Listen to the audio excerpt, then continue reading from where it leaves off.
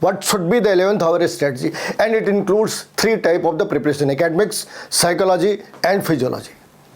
तो कहाँ से स्टार्ट करते हैं एकेडमिक्स से। तो मैं इस टाइम पे क्या पढ़नी चाहिए, जो इंपॉर्टेंट पार्ट्स है, जो इंपॉर्टेंट नोट्स है उसे रिवाइज करनी चाहिए। जो तुमने एरर लिस्ट बना रखी है उस वाली एरर लिस्ट को तुम्हें रिवाइज करना है, एरर लिस्ट को रिवाइज करना है। कोई नई सी चीज़ पढ़ने की जरूरत नहीं, और ऐसे लोगों से इंटरेक्ट करने की जरूरत भी नहीं जो जिसने तुमसे ये कहा हो कि क्या तुमने ये पढ़ा, क्या तुमने ये नहीं पढ़ा।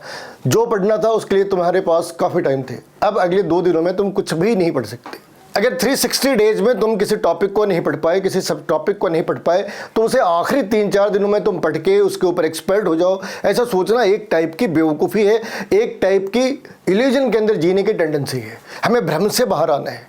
तुम्हें क्रिस्टल क्लियर होना होगा कि क्या पढ़ना है और क्या नहीं पढ़ना है।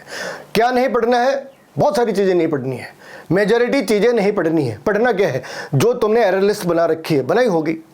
जब तुमने टेस्ट दिया उसके बाद तुमने उसे एनालाइज करा होगा कि यहाँ पे ये गलती हो गई, और अगर ये गलती हो गई then what should be the rectification. जो रेक्टिफिकेशन तुमने किसी नोट्स की कॉपी में या कहीं पे लिखी होगी उसे पढ़ना है, अपनी गलतियों से सीखना है, ठीक है। जो दूसरा काम करना है वो तुम्हें मॉक टेस्ट देने हैं। जितने मॉक टेस्ट तुम दे सकते, मतलब मॉक टेस्ट ऐसे तो है नहीं कि एक दिन में तुम 7-8 मॉक टेस्ट दे सकते, 2 दे सकते, 3 दे सकते, उससे ज़्यादा क्या दे सकते, ठीक है। उसमें तुम्हें इस चीज़ का ध्यान रखना है कि 3 घंटे के टेस्ट क्या तुम 2 घंटे 2.5 घंटे के अंदर खत्म कर सकते, जो एक्चुअल टाइम लिमिट है उससे पहले कर सकते क्या। तुम्हें एग्जाम के पहले खुद को पुश करना होगा, तो तुम एग्जाम के अंदर प्रेशर फील नहीं कर सकते। ये एक स्ट्रैटेजी होती है जो हम एग्जाम की टाइमलाइन को पीछे कर देते हैं। हम ये मान के चलते कि 2.5 घंटे का पेपर है और 2.5 घंटे के अंदर हमें इन चीज़ों को सॉल्व करना है, तो हम भी कर सकते हैं। This is the right time to implement this type of the concept. Stay away from the distraction. किसी भी तरीके के डिस्ट्रैक्शन से तुम्हें दूर रहना है, खास करके ऐसे डिस्ट्रैक्शन से जिसमें तुम्हें किसी ने कह दिया कि तुमने अब तक ये नहीं पढ़ा, इससे ही सवाल आते हैं। तुमने इतनी तैयारी करी, तुम्हें बिल्कुल आइडिया होगा, क्रिस्टल क्लियर आइडिया होगा कि कौन से सब टॉपिक के सवाल आते हैं, कौन से सब टॉपिक के सवाल नहीं आते। दूसरी बात, जिस चीज़ का तुम्हें ध्यान रखना है, तो 100% सिलेबस परफेक्शन, ऐसी चीज़ें हिंदी फिल्मों में दिखाते हैं, है ना। किसी एग्जाम में ऐसी चीज़ें नहीं होती। कहीं भी जहाँ पे आपकी हाई आईक्यू इन्वॉल्व होती है वहाँ पे परफेक्शन जैसी कोई चीज़ हो, ऐसा किसी ने देखा नहीं, ठीक है। तो तुम्हें परफेक्ट होके तुम्हें एग्जाम हॉल में जाना है, वो दिन अगले जन्म में भी नहीं आना। आज छोड़ दो, अगले जन्म में भी नहीं आना। अभी तुम्हें क्या करना है, एक बारी जब तुम एग्जाम हॉल में जाते हो तो तुम्हें पेपर को 2 बारी पढ़ना है, ठंडे दिमाग से, पेन हाथ में नहीं होनी चाहिए। तुम्हें एग्जाम हॉल के अंदर कूल एंड कंपोज रहना है। और एग्जाम हॉल कब, 5th को ना, आज जब जहाँ पे तुम एग्जाम दे रहे हो वो भी एग्जाम हॉल है। तुम्हारा घर, तुम्हारी लाइब्रेरी, सब कुछ एग्जाम हॉल है। तुम्हें उसमें क्या करना है, ठंडे दिमाग से, बिल्कुल ठंडे दिमाग से, पेन बिना हाथ में लिए ये डिसाइड करना है कि इनमें से कितने क्वेश्चन तुम सॉल्व नहीं कर सकते। ब्रेन की एक इमेजिन पावर होती है, उसे ये नहीं पता कि तुम कितने सॉल्व कर सकते, मगर वो तुम्हें सेकेंड्स के अंदर बता सकता है कितने तुम नहीं कर सकते।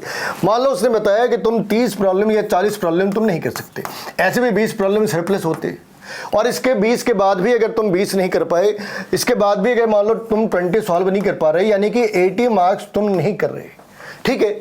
अगर 80 मार्क्स नहीं कर रहे, इसका मतलब तुम 640 पे हो, तो 640 भी तुम सेलेक्ट तो हो गए ना भाई, तुम सेलेक्ट तो हो गए। 640 में सिलेक्शन है, इतनी कट ऑफ तो आज तक गई नहीं, तो 640 पे तुम आ गए, तुमने सारी चीज़ें करी। अगर तुम्हारा दिल करा तो तुमने इनमें से जो तुमने, तुम्हारे ब्रेन ने कह रखा है इसे टच करने की जरूरत नहीं, उसे देखा, दिल करा देखा, टाइम मिला, दिल करा तो तुमने देखा, नहीं तो छोड़ दिया, कोई बात नहीं। 650 is safe side to enter in the medical college.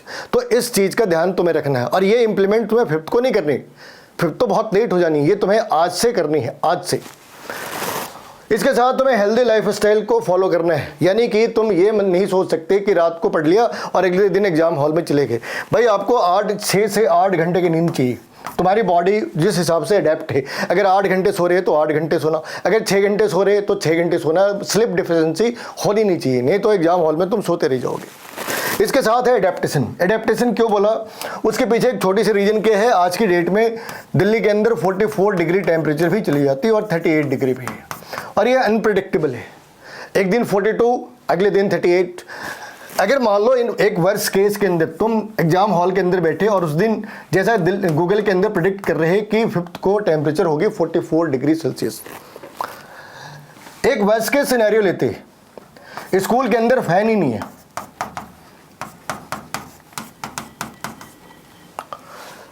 एक उससे बढ़िया सिनेरियो लेते, स्कूल के अंदर फैन है, ऐसी तो होगी नहीं, लेकिन पावर कट हो जाए तो उनके पास पावर बैकअप हो, इसके चांसेस भी कम है।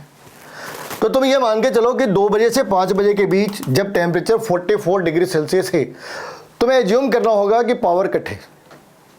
तो उस कंडीशंस के लिए अगर तुम उस दिन तैयारी करने गए तो फंस सकते हो।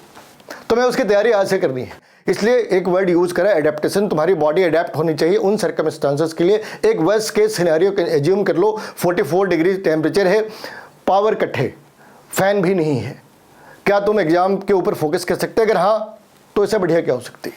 और ये सेकेंड पार्ट है साइकोलॉजी। अहम ब्रह्मास्मि, यानी मैं ब्रह्म हूं, यानी आई एम द क्रिएटर। ये अद्वैत वेदांत के 4 सिद्धांतों में से एक सिद्धांत है, मगर यहाँ पे अद्वैत वेदांत के ऊपर कोई डिस्कशन नहीं हो रही। तो ये सारी बातें डिस्कस क्यों हो रही? ये बातें इसलिए डिस्कस हो रही कि अगर मान लो हमने निर्माण भी करा, if I am the creator then what means on 5th May को एक एग्जाम है। 365 दिन होते हैं, 365 एग्जाम हो सकते हैं। तो इसमें इतना स्पेशल क्या है? कुछ भी स्पेशल नहीं है।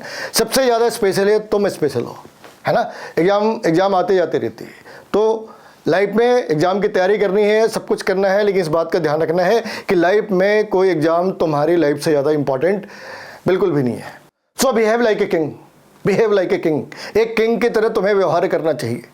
एक किंग जब लड़ाई के अंदर जाता है तो वो इस बात को लेकर परेशान नहीं होता कि वो हार जाएगा क्या, क्योंकि उसे पता है जब तक उसके हाथ में तलवार है वही जीतेगा।